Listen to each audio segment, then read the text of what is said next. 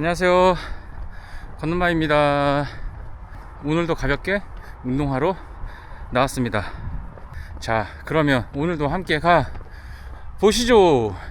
회사에서 저녁 먹은 게 2시간 반 정도 지났음에도 불구하고 소화가 안 돼서 도저히 몸이 무거워서 뛸 수가 없습니다. 그래서 오늘은 그냥 빠르게 걷기로 운동을 대신할까 합니다. 인생이 항상 계획대로 되면 가장 좋지만 인생이 또 계획대로 안 되는 게 인생이지 않습니까? 달릴 수 없을 때는 걸으면 되고요, 또 걷다가 뛰면 되고요. 한 가지에 고집할 필요가 전혀 없습니다. 그때그때 상황에 맞게 계획을 수정해 가면서 그렇게 하시면 됩니다.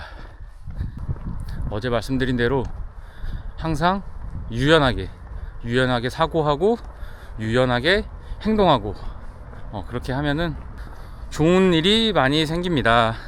어제 영상에서 제가 삼성전자 우선주를 첫 번째 매도했다고 말씀드렸습니다. 오늘은 솔직히 횡보? 약간 요런 느낌의 장이 펼쳐질 거라고 생각했습니다.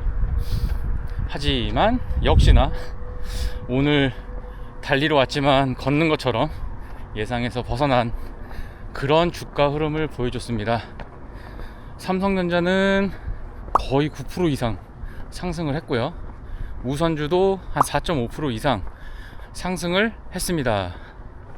이렇게 무거운 주식이 하루에 이렇게나 움직인다는 거는, 그리고 이때까지 올라온 그 무게도 있는데 그 무게를 이기고 이렇게까지 올라간다는 거는 진짜 아무도 예상할 수 없을 겁니다. 물론 올라간다고 생각하시는 분도 있고요, 내려간다고 생각하시는 분도 있고요, 여러 가지가 상충되는 그런 게 어떻게 보면 현실이지만, 아마 오늘 같은 이런 계속적인 상승을 예상한 사람이 과연 몇 명이나 될까요? 저는 그렇게 많지 않은 것 같습니다. 저 또한 전혀 예상하지 못했던 상승이고요. 만약에 어저께 전량 매도했다고 하면은 생각하기도 싫습니다. 어쨌든 보수적으로 투자하다 보면 어제 같은 상황에서도 분할 매도를 할 수 있고요, 좋은 것 같습니다. 그래서 저는 여러분들께 보수적인 투자를 항상 추천드리고 있습니다. 오늘 장을 보면서 든 생각을 한번 나눠보겠습니다. 여러 주식들이 지금 가열차게 오르고 있어요. 제가 좋아하는 삼성전자, 그 다음에 SK하이닉스, 현대모비스, 현대차 등등 해서 많은 기업들이 가열차게 오르고 있습니다. 대한민국에 산다고 하면 누구나 알만한 그런 기업들이죠. 자, 그럼 여기서 질문. 과연 이 주식을 가지고 계시는 분들, 그리고 현재까지 가지고 계시는 분들, 그리고 수익을 내시고 계신 분들, 과연 그 분들, 저 포함해서요, 실력일까요? 운일까요? 띠로리. 저는 개인적으로 투자를 하면서 이렇게 생각하고 있습니다. 49대 51. 이 포인트가 계속 왔다 갔다 하는 거죠. 어쩔 때는 운이 51%, 실력이 49, 또 어떨 때는 운이 49, 실력이 51. 이 포인트가 계속 주기적으로 왔다 갔다 하면서 수익을 주고요, 손실을 주고요, 이렇게 한다고 저는 개인적으로 생각합니다. 어느 날 이런 경우가 있었습니다.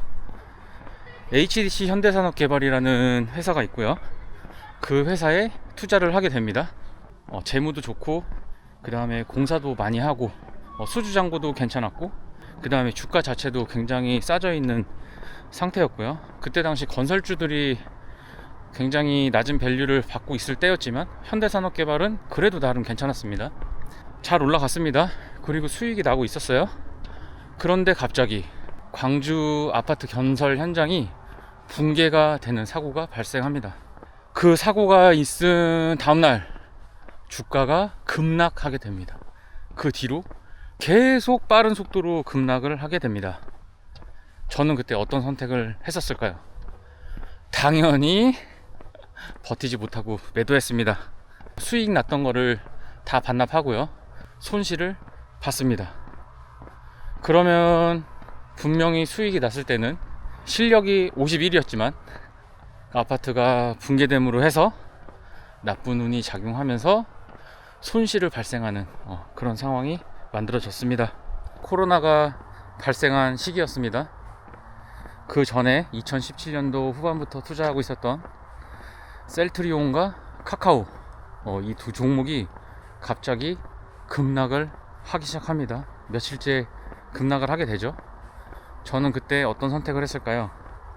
당연히 팔지 않았고요, 있는 현금 없는 현금을 다 끌어 모아서 투자를 합니다.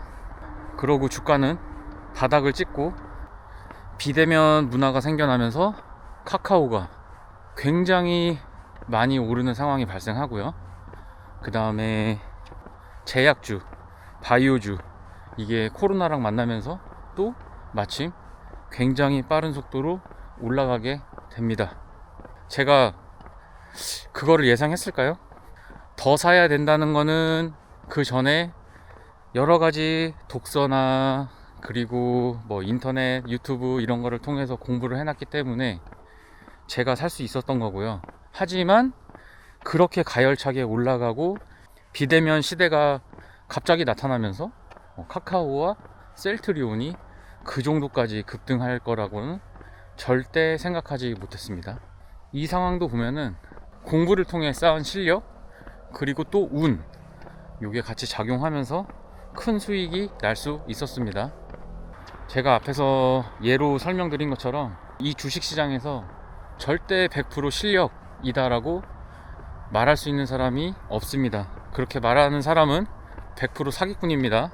그렇기 때문에 말씀드렸던 그 운의 영역, 그 운의 영역이 굉장히 중요합니다.